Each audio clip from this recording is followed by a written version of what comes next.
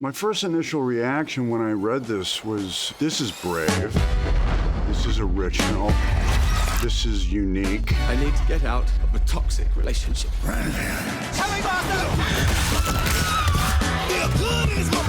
You have the most narcissistic boss imaginable, who is also a powerful blood-sucking vampire. Hello, Renfield. Marvelous attire. The codependency is toxic, but there's a level of love there. Care, feeding. You're like the guy that gets the villain's Postmates. Is it yummy?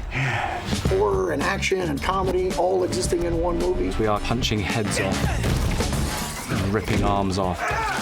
Blood, car chases. Fireworks.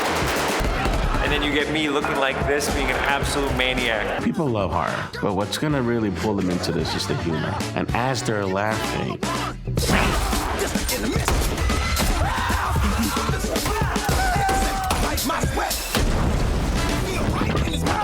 can hit that bullseye of comedy and horror. You've got something quite special, quite delicious. Let's eat.